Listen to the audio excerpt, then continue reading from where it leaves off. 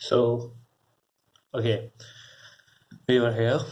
Okay, so now if GFR falls to 1/4 of the normal value, from 100 it falls to like 25, plasma creatinine concentration will increase up to 4 times normal, and so on. It will continue, so the balance remains the same. So under steady state condition, creatinine excretion rate must be equal to the creatinine production despite the reduction in GFR. GFR घटे बढ़े कुछ भी हो, creatinine का excretion और creatinine के production को rate को मेंटेन करना पड़ेगा. However, the normal rate of creatinine excretion occurs at expense of elevated plasma creatinine concentration as shown. You see, creatinine production and renal excretion. Okay, here the dotted one represent excretion and the straight line it represent production. The production remains same. Production it remains same, it's constant. And excretion till day 1 it was nearly matching. The excretion and production were nearly the same, but after day 1 what happens? The excretion rate is decreased, so it's a positive balance. Okay, and after day 2 3 the body adjusts, body accommodates, and after that production and excretion then they are maintained. So between so for some time there's a positive balance. The creatinine concentration in body has risen. So you see what happens to plasma creatinine concentration versus GFR. If the GFR is 125, which is a normal value, if we decrease the GFR, plasma creatinine concentration gonna increase. Okay, so this was about creatinine. Now we talk about para-amino hippuric acid clearance, which is used to estimate RPF, renal plasma flow. If a substance is completely cleared from plasma, the clearance rate is equal to total renal plasma flow. Okay, we know that GFR is 20% of renal plasma flow, but what if the substance is completely cleared from the body? How can we completely clear from the body? Now it has to be filtered, plus it has to be secreted from the plasma to the renal tubules.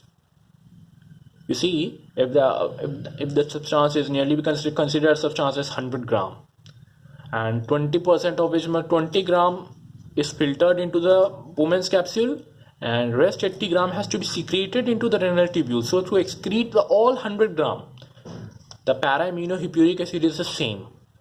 It is completely excreted from the body. Okay, so if it has to be completely cleared, clearance rate is should be equal to total renal plasma flow. In other cases, we see the clearance rate was equal to the glomerular filtration rate. Okay, but here it has to be equal to total renal plasma flow. Okay, so urinary excretion rate US into V must be equal to plasma concentration into RPF. So RPF equals to the clearance rate of para-amino hippuric acid equals to urinary excretion rate divided by plasma concentration of para-amino hippuric acid. So here it's, but the GFR is only 20% of total RPF. A substance that is completely cleared must be excreted by tubular secretion as well as filtration. But there is no known substance that is completely cleared. Okay, there is no known substance in the human body which is completely cleared. However, PAH, para-amino hippuric acid, is one substance which is 90% cleared from the plasma. Therefore, the clearance of PAH can be used as an approximation to measure renal plasma flow. For more accuracy, one can find the percentage of PAH that is still in the blood when it leaves the kidney. Okay, percentage of PAH removed from blood is known as extraction ratio of PAH, and it is 90% for healthy kidney. In diseased kidney, it is reduced because of the inability of damaged tubule to secrete PAH into the tubular fluids. So how to calculate the RPF? You see, plasma concentration of PAH, we say this, UPH, urinary concentration of PAH, this, urine flow rate, this, PAH clearance can be measured as 585 ml per minute. But wait, It's not the correct value. It should be 625. So renal clearance of PAH is equal to filtration plus secretion by the peritubular capillaries. An amount of PAH in plasma in renal artery is equal to the amount of PAH excreted in urine. Okay, so you see PPAH 0.01 plasma pH concentration in renal arteries, and in renal vein its concentration is 0.001, 10% of what was at renal artery site. So 90% has been excreted, 10% still remain in the blood. If extraction ratio is 90%, okay, 90% of pH has been removed and 10% is still in the blood. Actual renal plasma flow can be found by dividing 585 ml, the clearance of pH, by 0.9, and which yields the value of nearly 650 ml per minute. Okay, 650 ml per minute.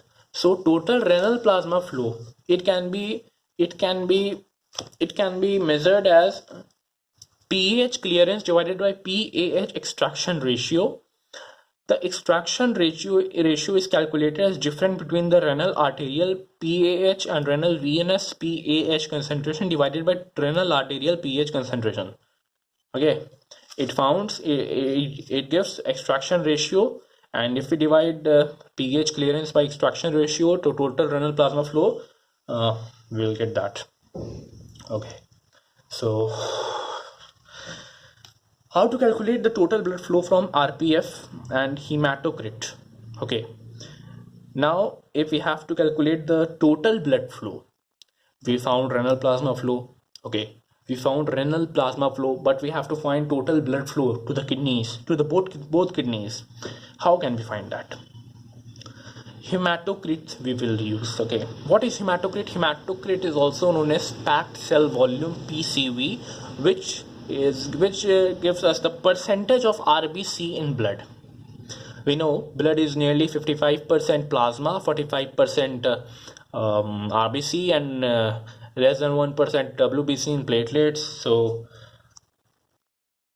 if the hematocrit is 0.45 and renal plasma flow is 650 ml per minute, total blood flow through both kidneys is 650 divided by 1 minus 0.45, nearly 0.55, and it gives us the value 1182 ml per minute.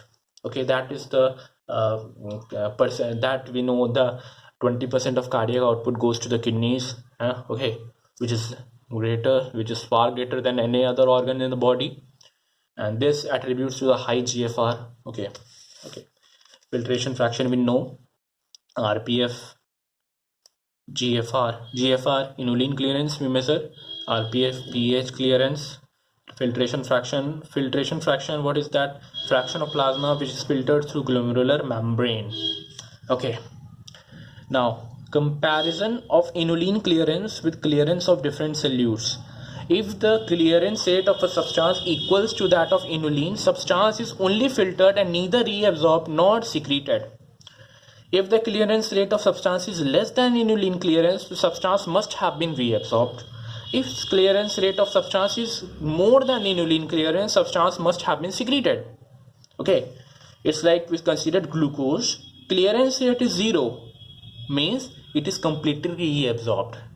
Okay, tubular maxima 180 milligram. Okay, beyond that glucose is started secrete is glycosuria. Okay, glucose comes to urine, but till 180 it's got tubular maxima, it is contained in blood. Okay, sodium ion is 0.9, so some part is reabsorbed.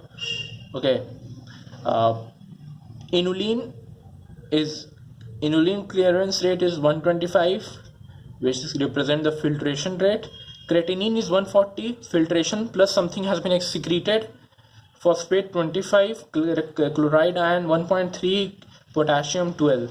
This has been reabsorbed. Okay, now part 3, we will study the determinant of GFR.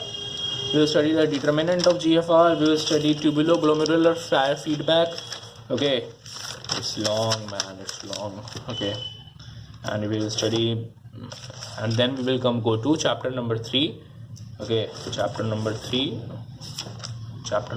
will go, okay, tubular function.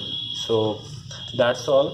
Okay, that's all for now. Thank you, and do subscribe the channel, like, comment, share. Thank you.